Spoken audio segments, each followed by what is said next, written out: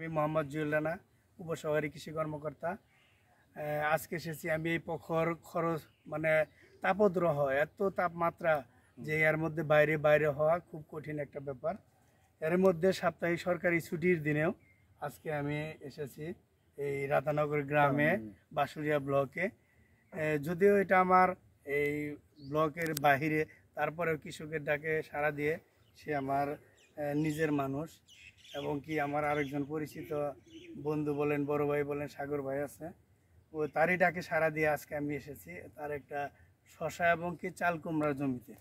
আজকে আমি আপনাদেরকে এই একটি বিষয়ে শুধু আজকে কথা বলবো, যে জিনিসটা হলো সবারই কমন। দেখতে পাচ্ছেন ফল পচে যায়, মাছি পোকার আক্রমণে ফলগুলো পচে গেছে। এটা আপনার কি, এটার জন্য আমি আপনাদের কয়টা কথা বলবো।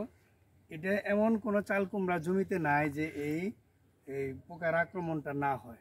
এই মাছি পোকার আক্রমণটা সব জমিতে আছে। সেক্ষেত্রে আমাদের কিছু করণীয় আছে। সেখানে আমরা কি পরিষ্কার পরিচ্ছন্ন চাষাবাদ করব। যেখানে আপনার প্রথমে বলছি যে সব কিছু পরিষ্কার রাখবেন, এবং কি নিচে যদি আগাছা রাখেন এগুলো মাছিগুলো এখানে তার একটা লুকানোর একটা স্থান পায়, ওখানে তারা আরো বংশ বিস্তার করতে ভালোবাসে। আমি তো এগুলো পরিষ্কার করে দিই। এখানে আপনারা আমি এই 2-3টা পদ্ধতির কথা বলবো। সেই পদ্ধতিগুলো যদি অবলম্বন করেন, অনুসরণ করেন, তাহলে আপনি যে পরিমাণ ফলন পাচ্ছেন তার দ্বিগুণ ফলন পাবেন। চাচার নামটা জানো কি? তারা মিয়া। আচ্ছা, আপনি কতদিন যাবত এই সবজির বাগানগুলা করতেছেন? এই সবজির বাগানটা আমি অনেক দিন ধরে করি। মানে আমার বাড়িটা ওই যে ওদিকে আছিল, নদীতে ভাঙে গেছে, ওইখানে আমি করছি, অনেক লাভবান। আপনাদের তো ওইদিকে অনেক আগে প্রচুর বেগুন, অনেক আমি বেগুন আবাদ করছি, কবির আবাদ করছি। এখানে এসে আমি এই 20 কাঠা জমি লাগাইছি। এবার প্রথম মোটামুটি ফলন ভালোই দেখতেছি, কিন্তু তারপরে পোকার একটু আক্রমণ। আচ্ছা, পোকা যাতে না থাকে, কিংবা পোকার আক্রমণ থাকবে, তারপরে কিছু সহনীয় মাত্রা যদি থাকে সেটা আপনার জন্য ভালো হবে। আচ্ছা, আপনি আমার 2-3 দিন যাবত চেষ্টা করতেছেন আসার জন্য, তারপরে আজকে আসছি। আসলে এটা হলো একটা মাছি পোকার আক্রমণে আক্রমণটা হয়ে থাকে। এখানে আপনাকে প্রথমে বললাম যে পরিষ্কার পরিচ্ছন্ন সেটা তো অবশ্যই করবেন। আর আপনার এখানে ওগুলো আমরা দেখবো। এই ফলটারে আপনার টুকরা টুকরা করে কাটবেন, যেমন ওই যে আমরা সিঙ্গারার মধ্যে যে আমরা ওই যে আলুটা খাই না, ওরকম ছোট ছোট টুকরা করে কাটবেন। কাটার পরে এটার 100 গ্রাম নিলেন।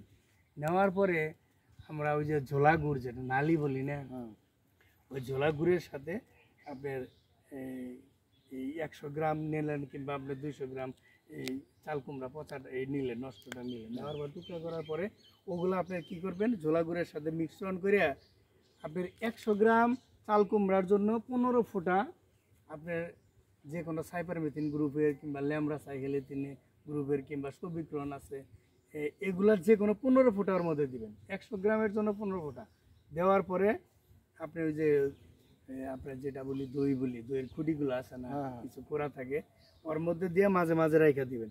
দেখবেন যে ওই মাছি পোকাগুলো ওটা গ্রানের জন্য, খাওয়ার জন্য ওখানে যাব, একটু করে খাবার মারা যাব। এটা হলো একটা পদ্ধতি। আর একটা পদ্ধতি আপনার সেক্স পরিমাণ ফাঁদ দিয়েছেন, সেটা একটা পদ্ধতি। এবং কি সর্বসাকুল্যে লাস্টে যেটা হলো যে আপনার যদি আক্রমণটা আরও থাকেই, সেই ক্ষেত্রে আপনি কি করবেন, অন্তত ফলটা উঠানোর পরে একবার করে, যেমন অ্যাবামেকটিন বেনজয়েড গ্রুপের ওষুধ আছে, সেগুলো আপনি ব্যবহার করতে পারেন। যেমন সিএনআর দিতে পারেন, কিংবা সবিক্রন সিনজেন্টা ভালো একটা কোম্পানির ওষুধ আছে, সেটা আপনি ব্যবহার করতে পারেন। তো করলে আপনার আশা করি এই ফলনটা আপনি অনেক বেশি পাবেন।